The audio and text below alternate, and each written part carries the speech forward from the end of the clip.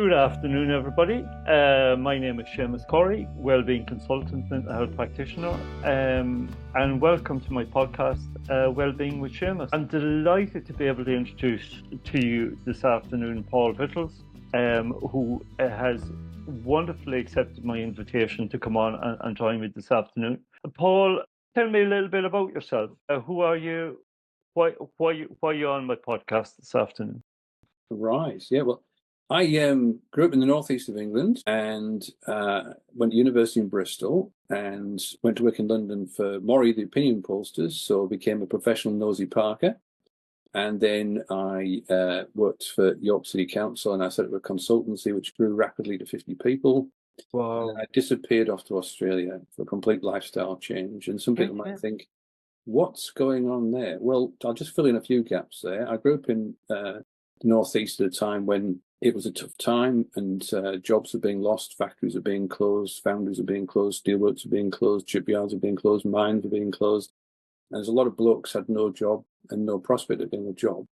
And we lost a lot of those blokes to suicide at that time. So that touched me early on. And I went off to university partly to study economics and economic history to find out if there was any basis in economics, what the government was doing in my community in the northeast of England. And in 3 years study, I didn't find any basis in economics, what the government was doing to my community in the northeast of England. And my work, that probably shaped a lot of my work. It was about research, it was about community engagement, it was about partnership, it was about collaboration, it was about working together and creating communities and building strong communities to survive and thrive. And then that was going really well until 2003, as I say, growing the business to 50 people, and then I crashed. I hit the wall and crashed. So that was my first sort of big mental health crisis. And that's why I went to Australia for a complete lifestyle change. Oh. So there's a long story after that, but we should do this in bits, I think, Seamus. Yeah, absolutely.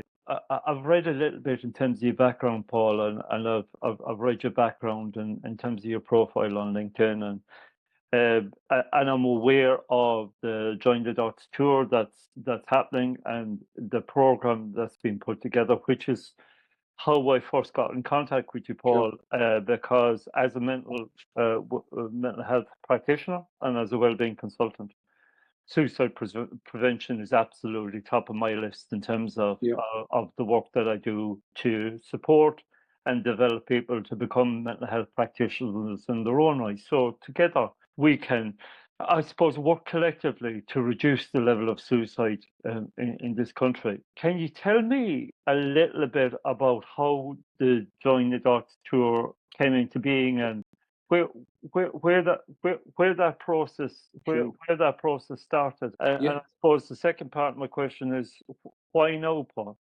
Yeah.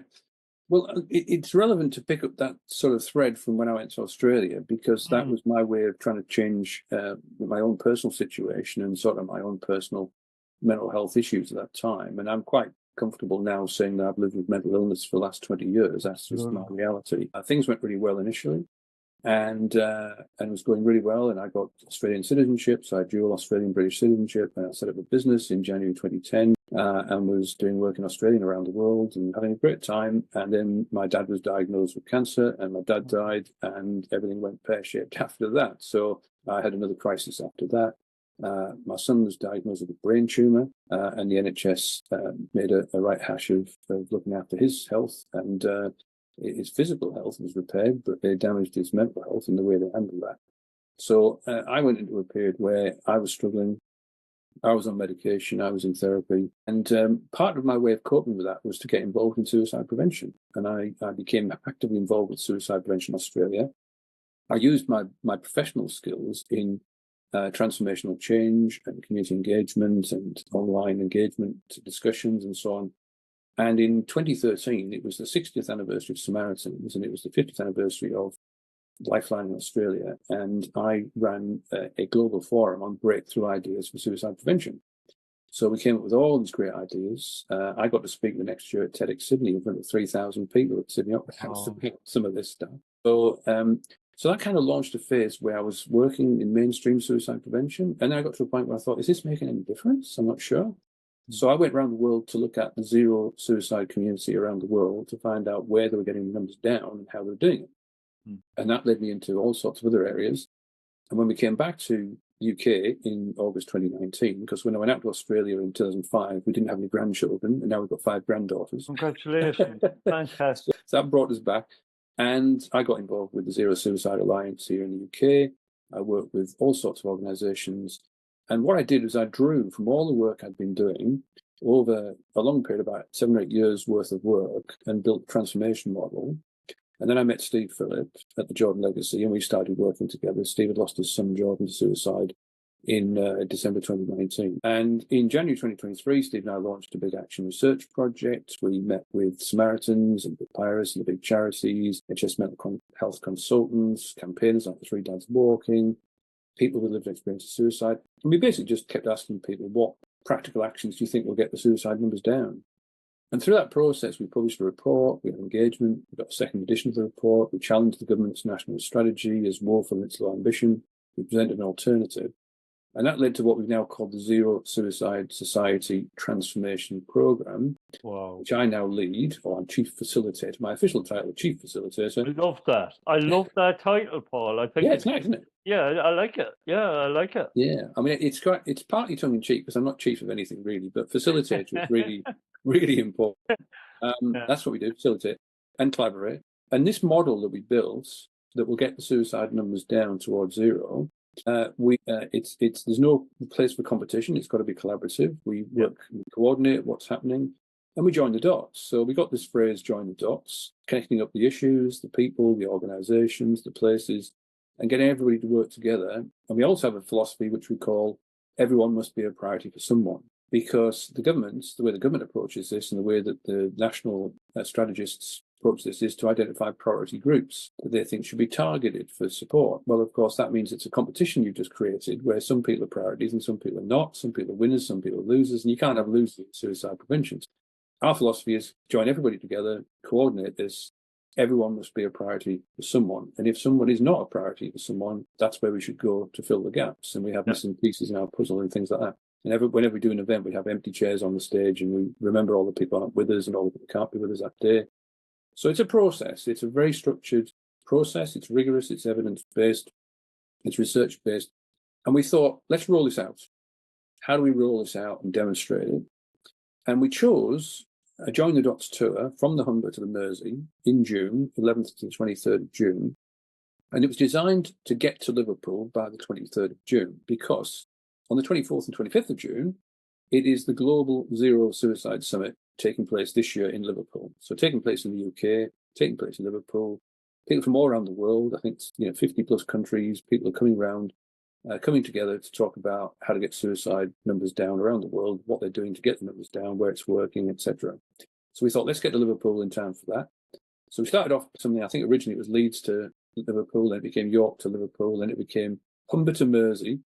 And so we've got this massive launch conference, a big tour right across the M62 corridor, and we get to Liverpool, lots of events happening in Liverpool. Wow, what a fabulous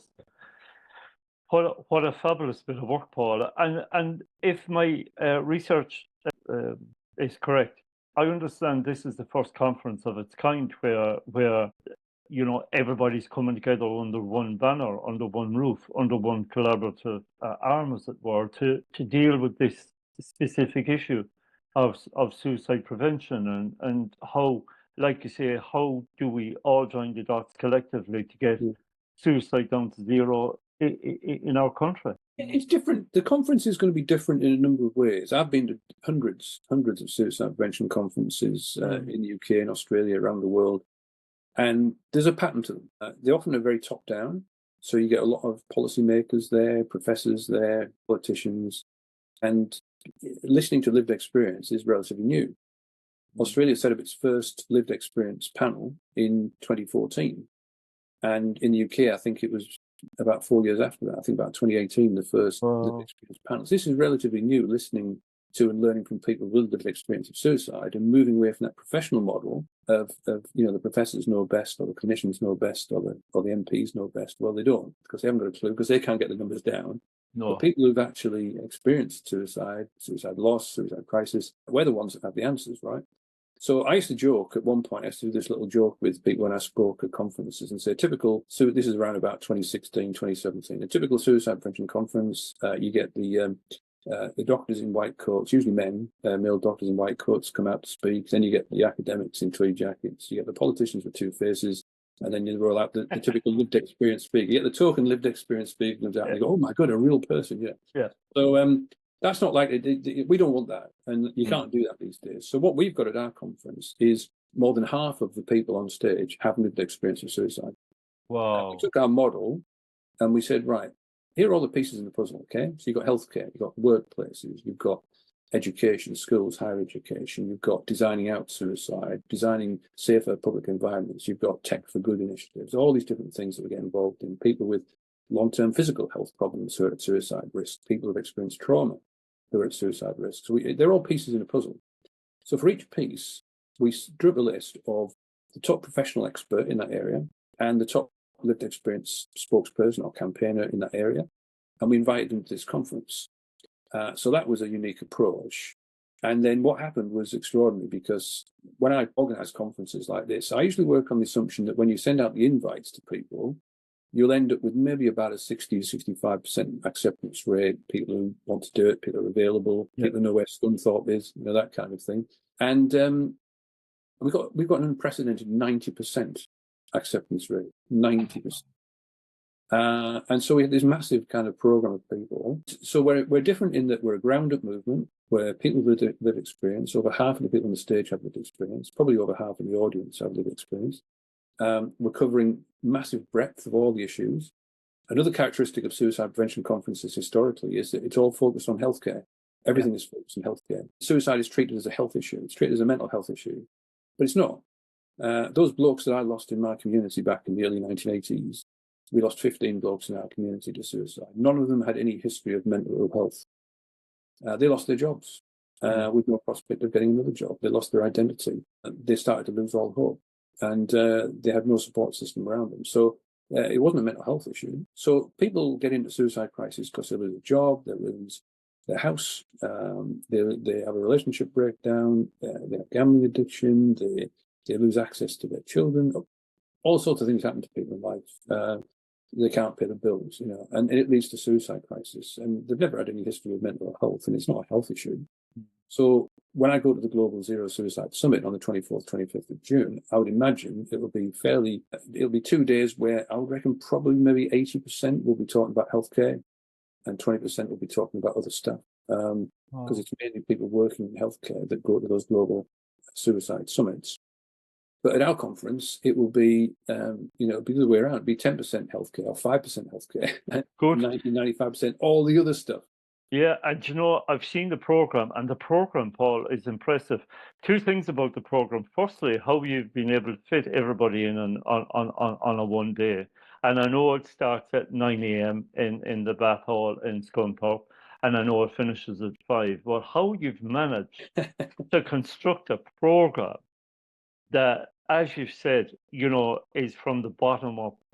People will live the experience rather than the policymakers, rather than the politicians, rather than the healthcare professionals. There is a touch of that, but what I love about your conference, and the reason why I bought a ticket and I'm going to be there on the day with my Joining Thoughts tour shirt, which I've already purchased and linked to which will be on at the bottom of this video, is that it's got real people at it, sharing their real experience, their real understanding, whether it be Steve, whether it be other individuals within our community and within our country who have experienced, really powerful, awful experiences of loved ones who have taken their own lives. And you're absolutely right. I've got I've managed to print off the ONS figures for 2020, and it doesn't make for great reading. And I suppose the policies that are in place at the moment, the talky policies that are in place at the moment, with our outgoing government, they don't seem to be working. No. The numbers are substantially going up instead of going down. Yeah. So is it a kind of indirect consequence of having a major conference like this and a major expression and outpouring of support for suicide prevention, that do you hope then, with a general election looming, to be able to influence the incoming new government as it will present itself after the 4th of July to focus more clearly on support for your organization, what you're trying to achieve in ending suicide in this country? Well, suicide is very complex, and Yeah. the world is very complex, and politics is very complex, but we can simplify it because it is actually a lot simpler than people make it out to be. I've worked in transformational change in my career for many, many years, and so I can actually look at the dynamics of suicide prevention and how that interacts with politics. And here's just a few of the things that come out of that analysis. And I've written a lot of this up, so I can give you links to Okay. I've written about this. So first of all, the suicide numbers were gradually coming down for years and years and years until 2007.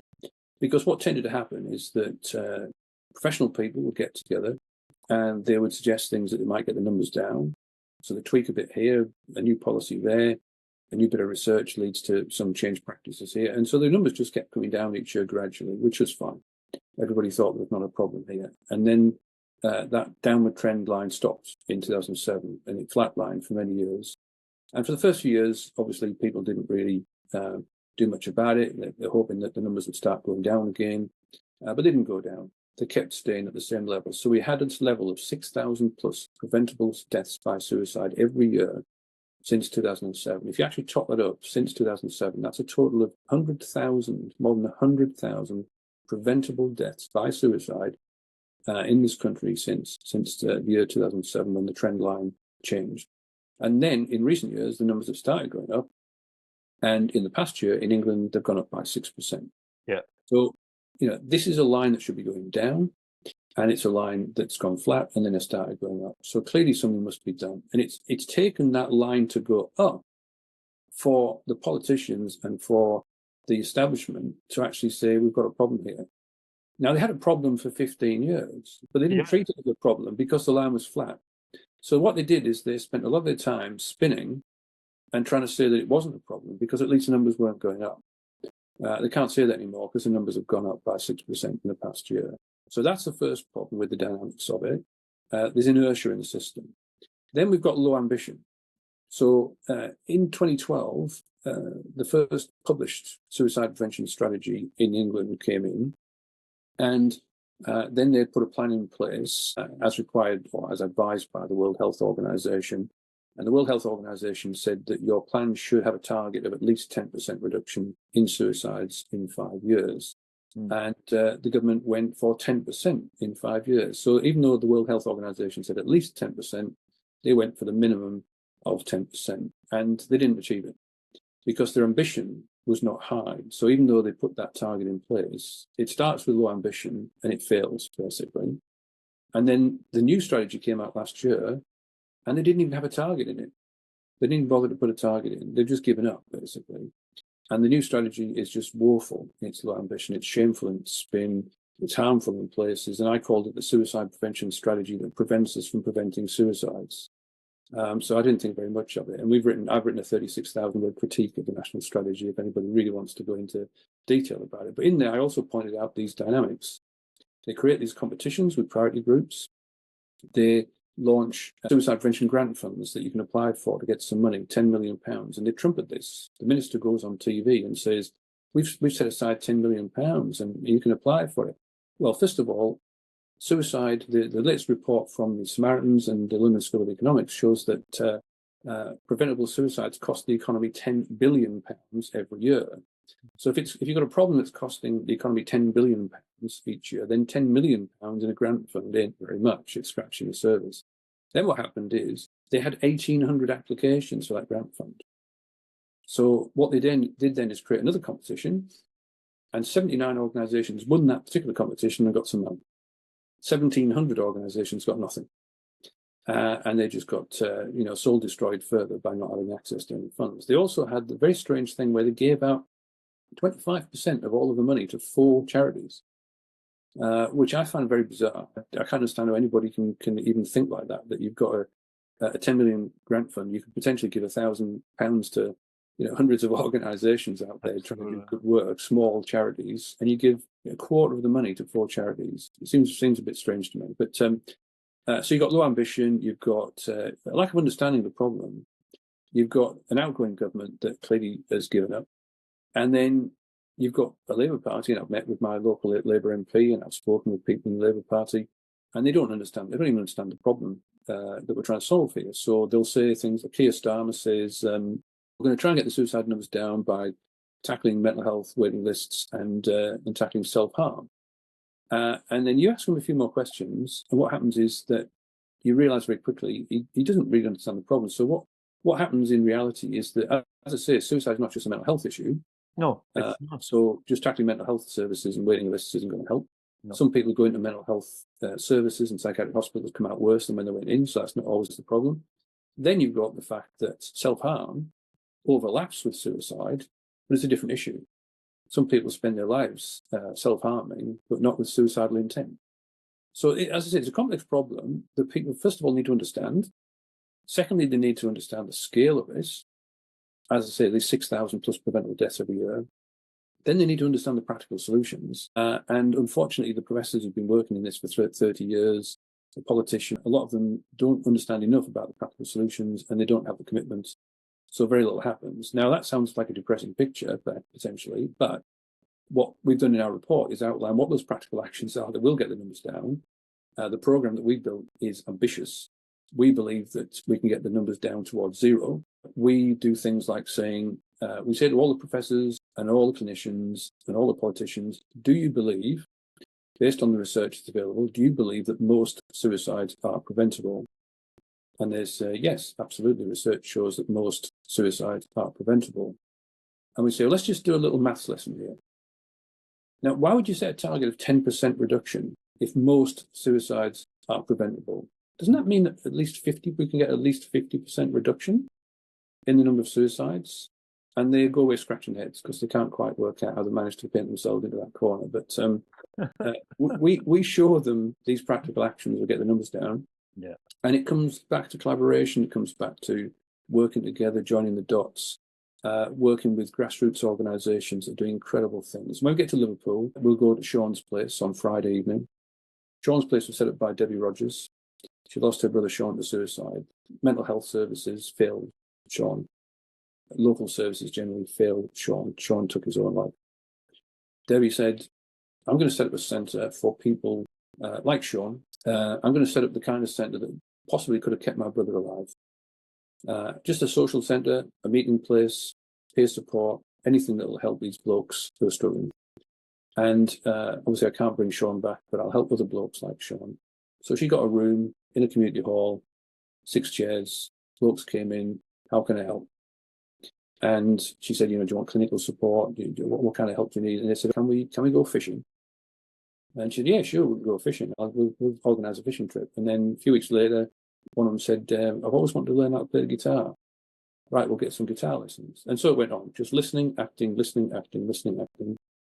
Last year, Sean's Place helped 3,000 blokes, 3,000 blokes. It is a world-class service in Liverpool. And that is one person just saying, we need to make a change here. We need to do something different. The government isn't helping. The NHS services are failing. They're doing the best, but they're failing. The money isn't coming in through statutory services. The waiting lists are getting longer and longer and longer. So what do? Do you keep trying to lobby your MP? Do you try and make it a general election issue? It doesn't tend to get you anywhere, apart from very frustrated. Or maybe you do something yourself. Maybe you actually just say, right, I'm going to open the centre, or I'm going to develop this app, or I'm going to bring a group of people together. And we're also in Liverpool. We're going to meet up with Alfie Fitzsimmons. Alfie lost his dad to suicide at the age of 8. And he had some counselling, but he wanted peer support. He really wanted to be with other kids his age who'd lost their dads to suicide or lost their parents to suicide, mainly dads. And so Alfie set up a charity at the age of 9 called Alfie's Squad. And he brought kids together who, like him, had lost their dads to suicide. Alfie's Squad now has 2 groups in Liverpool. It's spreading around the country. He's been on BBC Breakfast, on the Red Sofa. He's setting up Alfie's Squad online so that it's available for people all around the country. And he's going to be on stage at our festival in Merseyside. And so kids like Alfie are taking the action that our system can't take, that our politicians can't organise, that our statutory services can't cope with. And a lot of this good stuff that's bringing that's preventing the suicides and that's supporting people bereaved by suicide is happening in the community, creating safe, supportive spaces where people feel listened to and given the right kind of support and have instant access. Not being told. We have people who say they've been to their GP, they've told their GP that they're having thoughts of ending their life. They're put on a waiting list for NHS mental health treatment, and some of them are on waiting list for 3, 4, 5, 6 months. Did you not hear what I said? I said I was thinking of ending my life. I mean, it's crazy. Today, Paul, thank you for sharing your incredible journey with me. Thank you for being so candid and honest in terms of your own mental health journey. I appreciate your transparency and your honesty in that. And I think as a mental health practitioner and as a wellbeing consultant, I too have had my mental health struggles. I too have contemplated suicide in the past, and thankfully I haven't, actioned that, and I'm still here today, gratefully to be able to tell the tale. Yeah. And helping other people, as you do all the time. Absolutely. So I am absolutely conscious of that. Here's finally, Paul, the pitch I want you to give. If there are tickets still available for Bath, and if there are tickets still available for your tour, what can people expect from the Join the Dots tour, starting in Bath and ending up in Liverpool? What can they expect along the way? Well, first of all, it's starting at the Baths Hall, not in Bath. We're not going down south. The Bath Hall, Doncaster Road in Scunthorpe. It's Scunthorpe. We're starting at the Humber, near the Humber Bridge. And we've actually got somebody from the Humber Bridge board there. And so, we've got the launch conference on the 12th of June. And we're bringing together people who, as I say, can cover all these pieces of the puzzle. And we're covering issues there that have never been covered before at other conferences, or the other conferences shy away from. We've got Julia Waters, who is the sister of Ruth Perry. Ruth Perry, the head teacher who lost her life after the Ofsted inspection. Ofsted effectively killed Ruth Perry by giving her a death sentence that she took her own life 54 days into being told your school is going to be downgraded from outstanding to inadequate and you're not allowed to talk to anybody for 90 days. That was like giving somebody a death sentence, really. Now Ruth's sister, Julia, is going to be with us talking about her experience, talking about her sister, talking about Ofsted, talking about the government, talking about the unions, talking about teachers, and what everybody can do to stop other tragedies in the future. We've got people who are talking about other preventable tragedies. Most of these people can stand on the stage, tell you what happened to them, tell you what's happened to their loved ones, and what we can do to stop it happening to other people. And basically, it's a conference full of people doing that. We go to an event in York. We get to the Leeds Wakefield. There's a Cycle for Life ride. Steve lost his son Jordan to suicide in December 2019. Jordan used to live in Leeds. He used to work in Wakefield. Steve will be doing a cycle ride with anybody else who wants to join in on the 14th of June. Please, if you're into cycling, or even if you're not, we've got the Rugby League Cares Foundation supporting us. There'll be Rugby League internationals and people cycling around with us. It's a 34-mile circuit because Jordan was 34 when he died. And everybody will assemble at Wheatwood Hall in the Lawnswood Barn, and Jordan's funeral was at Lawnswood Cemetery. There's lots of joining the dots going on throughout this tour. Yeah. We go off to Bradford, we go to Halifax, Huddersfield. We have a Father's Day special. We bring together dads who lost someone to suicide, people who lost their dads to suicide, new dads who might be struggling being new dads. We bring them all together. We work with the Athletic Minds Foundation. We all go for a walk up Scandon Steps on the foot of the Pennines on the Yorkshire side. We go back to the Athletic Minds Foundation Wellness Centre and have lunch together and support each other. We go across the Pennines, we go to Rochdale and are greeted there by the Cabinet Member for Health and Wellbeing, and we go to Rochdale Mind and we meet people in Rochdale and Oldham, and we go to Bury. In Bury, we go to the Big Fandango, set up by Rebecca Jackson when she lost her 16-year-old daughter to suicide. Elspeth, she lost her daughter, Elspeth. Rebecca set up the Big Fandango. It's a craft workshop, community centre, training centre. She helps kids with anxiety. She helps women with postnatal depression. She helps older people with chronic loneliness. They make stuff together. They bond. Rebecca pulled together the country's first ever Speak Their Name quilt, where people bereaved by suicide could make a square. They're all joined together. I think there's about 9 of them around the country now, 11 in production. She's also taken our Zero Suicide Society model and she's turned it into a quilt for us. Wow. So, and other garments, right? Literally joining the dots together there. Literally joining the threads. Yeah, absolutely. Yeah. It's extraordinary. I've seen it and it's extraordinary. She's going to bring it with us. They're going to be displayed at our launch conference. Fantastic. In the evening, we've got the Met Theatre. The council has donated to us, free of charge. It's given us the Met Theatre in Bury for an evening show. We go to Wigan. Ellie there is from Epic Hope, CIC. It's pulling together an extraordinary day of events in Wigan. We go to Warrington. The Warrington Wolves Stadium is being opened up for us for a couple of sessions there, working with the Rugby League. Case Foundation has also made some tour shirts for us as well. We get into Merseyside. We go to Sean's place. On the Saturday morning, we're being hosted at Anfield by the Liverpool FC Community Foundation, who've been tremendously supportive of everything we're trying to do. And they're going to be at our festival on the Sunday as well. On the Sunday morning, we have the Hope Gathering in Hope Street. And I coined this phrase when people say, "What business are you in, Paul?" I say, "I'm in the hope business," which gets a really interesting conversation going in the hope business. So we said, why don't we get everybody together who's in the hope business? So we'll have the Hope Gathering in Hope Street. We're going to have a Voices of Hope concert with reflections in the arts bar on Hope Street. We've got performers, bands, poets. We've got lived experience speakers. Then we walk down Hope Street to the Suitcases sculpture, which features in a video from a young performance poet called Joseph Roberts. So Joseph's going to be with us, and he's going to perform a poem about emotional baggage. Most of the performers have lived experience of suicide. And then we finish off, and we've got a support services village there with lots of charities. We've got Samaritans volunteers. Samaritans have been tremendously supportive. Yeah. Samaritans are everywhere with us.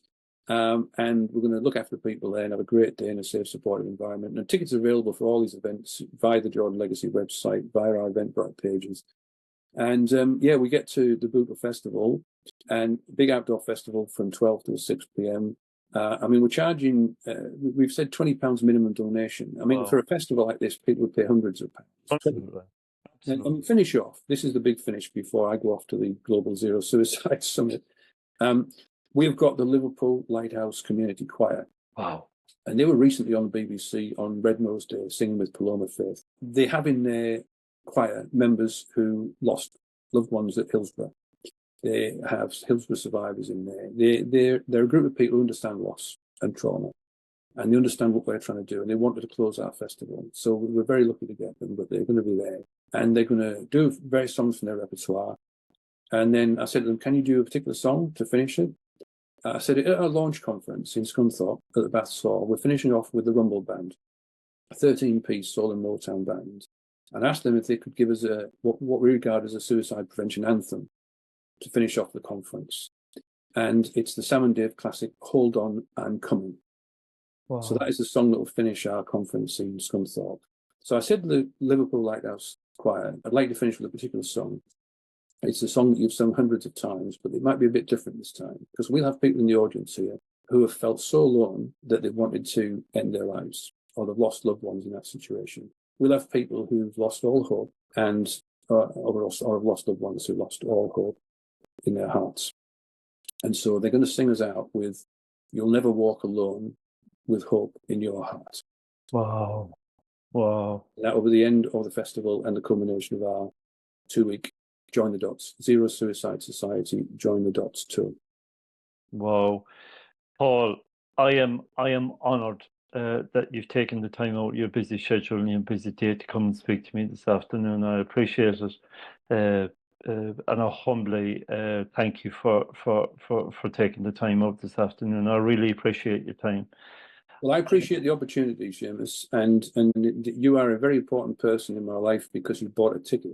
No, I am, and I would encourage people this afternoon. I'm speaking right down the camera. If you've not bought a ticket for one of the most amazing, powerful conferences that you're ever likely to attend this year, buy a Join the Dots tour ticket. Join us in the Baths Hall in Scunthorpe on the 12th of June. Come on tour with us. Follow the path of the Humber to Merseyside over those 2 weeks. Message, social media, get the message out there. Are there tickets still available for the? Yeah, there's tickets still available for the conference. We've actually got individual tickets at £120. Again, for the what's on offer, it's incredible value for money. But also, we found that quite a few people wanted a table, and they wanted to have a table that represented their place, their organisation, their theme, their issue. Like we've got a gambling-related suicides table, for example. So we started offering tables at £500 for up to 9 people. So it's like effectively a 50% discount. So a lot of people are looking at grabbing a table, and there's only a week to go, but there's still spaces, and you can buy an individual ticket online. And then for the other events along the way, there are still tickets available. And the festival, I mean, we don't know exactly how many people get there, but it's a very big space that we've got, an outdoor festival. And so, yeah, I mean, just please, anybody wants to be there, anybody who can get to Merseyside on Sunday, the 23rd, is in Merseyside or can get to Merseyside on Sunday, the 23rd of June, please get a ticket and come and join. And it will be a unique event. There'll be nothing, I'm not aware of anything like this before, and probably there won't be anything like this again, because it's been a unique set of circumstances, the launch of the new programme, the fact that it's the Global Zero Suicide Summit. A lot of those international delegates who are flying in for the Global Zero Suicide Summit are also going to come to our festival. And so it'll be a really good kind of gathering place for a lot of people who work in suicide prevention, as well as people with lived experience of suicide. Fantastic. Paul Vittles, thank you so much. And I'm deeply appreciative to you this afternoon for taking the time out in your busy schedule to talk to me. I'm grateful to Suzanne Baines for putting us in contact with one another through the link on LinkedIn. Yeah, and she's going to be performing as well. She's written a poem for us. She has, and going out to Susie today, she's one heck of a woman, and I'm proud to wear her T-shirts when I'm delivering mental health training. You Matter Always is an amazing organisation, and she's doing amazing work in her own right in around Glasgow with support groups that she's facilitating at the moment. So you're in for a treat. I couldn't believe it. She wrote a poem called "Join the Dots." I mean, and I feel honoured and privileged that people are doing these kinds of things as well. 100%. Paul, can I wish you well? Can I ask you to continue to join the dots? And I hope this is just the beginning, not the end of what will become a regular annual national, if not international event, as we all. It won't be a replication of an event, but the program will continue in some form. I've been contacted by people from 18 different parts of the UK asking if we can do this kind of thing. Absolutely. And I've said to them, what do you want to do in your area? Don't try and replicate what I'm doing here. I mean, what do you want to do in your area, and how can I help you do that? But I've set up a new community interest company specifically to be 100% dedicated to rolling out the Zero Suicide Society Transformation Program. And the company is called Towards Zero Suicide. And I would again encourage everybody to check that company out, to check Paul out, to check the Join the Dots tour out, to check the 2-week festival out, to buy tickets, to buy shirts, to support this amazing initiative, to hopefully bring hearts and minds together so that collectively, in all the work that we do in various ways, we can end suicide in this. And that's where the hope lies. That's where the hope lies at the end of the day. It's the hope that keeps us going. There's no better source of hope than knowing we can get these numbers down to 0.